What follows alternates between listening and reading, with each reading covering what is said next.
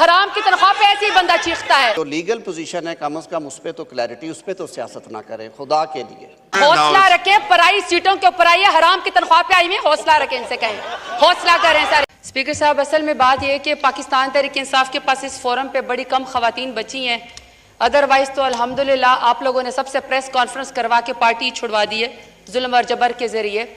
वहाँ अस्सलाम वालेकुम नाज़रीन इकराम, पहले आप ये वीडियो देखिए फिर इस पर डिटेल में बात करते हैं। जिना जो है वो सियासत करती थी, अगर PMLN का दौर होता तो उन्होंने नौजुबिल्लाह मोहतरमा फातिमा जिना की चादर के ऊपर भी हाथ डाल के कायद आज़म रहमतुल्लाह को जो है वो आज़ादी पाकिस्तान या तहरीक पाकिस्तान की उससे दस्तबरदार करवा देना था।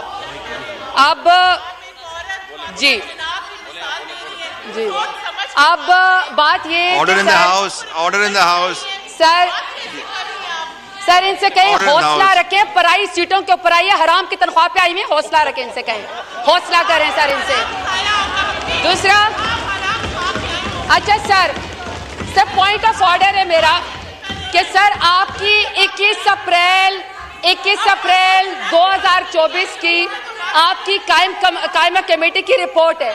सर 21 अप्रैल 2024 की आपकी कायमा कमेटी की रिपोर्ट है।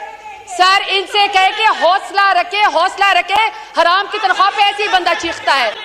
हौसला हौसला हौसला हौसला हौसला हौसला सर ये हराम की तनख्वाह को हम एक्सपंज करते हैं। बैठिए, आप तशरीफ रखें मैडम। 21 अप्रैल उनको आपको मौका मिलेगा, आप अपने टाइम पे बोलिएगा। तशरीफ रखें जी, आप कंटिन्यू करें प्लीज। जी सर, 21 अप्रैल 2024 की आपकी कायमा कमेटी की रिपोर्ट है, जिसमें रिपोर्ट में कहा गया है कि PDM के दौर में सबसे ज्यादा सियासी खवातीन को जेलों के अंदर 60% खवातीन को कैद किया गया है। अब सर मेरा आपसे सवाल है,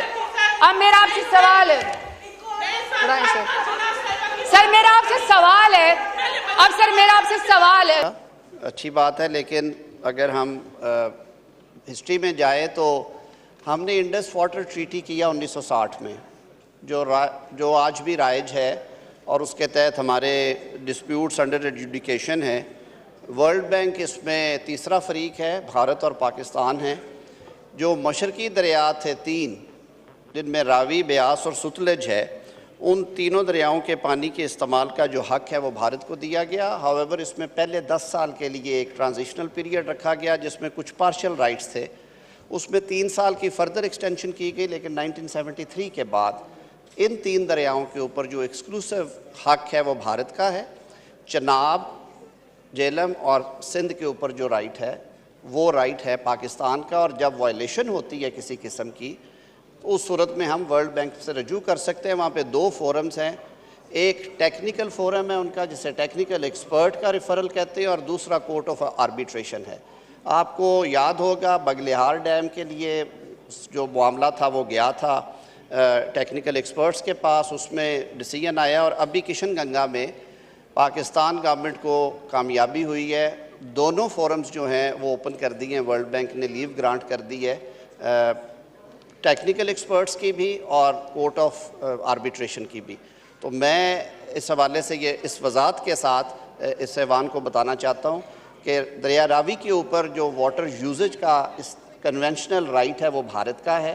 हम इस पे एजिटेट नहीं करते, इस वजह से नहीं करते ये क्योंकि एक इंटरनेशनल ऑब्लिगेशन है हमारी, और इस ट्रीटी को इन्वोक करते हुए जो हमारे ख़िलाफ़ अब भी एग्रेशन हो रही है भारत की जानिब से, हुकूमत पाकिस्तान, रियासत पाकिस्तान ऑलरेडी लिटिगेशन में है भारत के साथ, और एक इंटरम ऑर्डर के तहत हमारी बात जो है प्राइमा फेशी मानी गई है।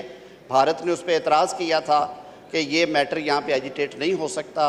जो कोर्ट ऑफ आर्बिट्रेशन है उन्होंने लीव ग्रांट की और वो मैटर वहाँ पे पेंडिंग है। लॉ मिनिस्टर ने खुद ही मान लिया कि पाकिस्तान का राइट ही नहीं है रावी रिवर के ऊपर।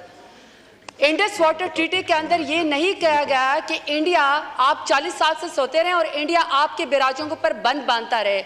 95% इंडिया रावी का पानी इस्तेमाल कर सकता है, 5% पाकिस्तान इस्तेमाल कर सकता है।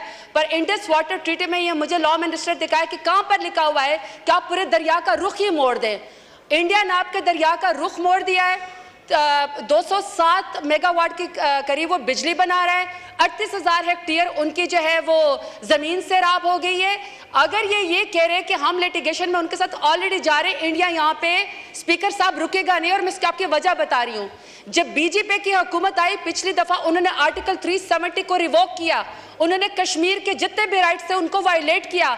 बीजेपी रुकेगा नहीं। अब जब वो इलेक्शन जो है वो जीतेगा, वो इस इंडस वाटर ट्रीटी को रिवोक करेगा। मुझे इस हाउस से बहुत ज्यादा मुझे अफसोस है। मेरा ख्याल में यहाँ पे वाटर रिसोर्सेज के मिनिस्टर को होना चाहिए, फॉरेन मिनिस्टर को होना चाहिए कि इन्होंने कितने नोटिस भेजे हैं।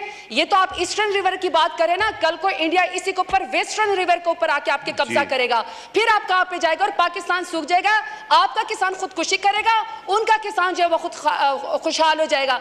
मेरा ख्याल है कि यहाँ पे फॉरेन मिनिस्टर को भी आना चाहिए। हमारी इंफॉर्मेशन के मुताबिक तो उल्टा हमने उनको नोटिस क्या भिजवाने थे, इंडस वाटर ट्रीटी के हमारे मेंबरान ने क्या वो भिजवाना थे, उल्टा उन्होंने आपको नोटिस भिजवाए हैं। तो मुझे तो इंतहाई यहाँ पे मैं ये एस्टेब्लिश करना चाहती हूँ कि हमारे लॉ मिनिस्टर ने खुद ही पानी के राइट्स ऑफ कर दिए और इंडिया के जाके हक में जाके उन्होंने डाल दिए। बड़े दुख और तकलीफ के साथ ये कहना पड़ता है, और मैं अपना एहतजाज रिकॉर्ड कराऊंगा लीडर ऑफ अपोजिशन को भी, कि जो लीगल पोजीशन है कम से कम उस पर तो क्लैरिटी, उस पर तो सियासत ना करें। खुदा के लिए कोई अक्ल के दलील से बात करे। मैं आर्टिकल्स पढ़ देता हूँ और फिर यही है कि मैं आपसे हर जाने का तलबगार बन जाऊँ।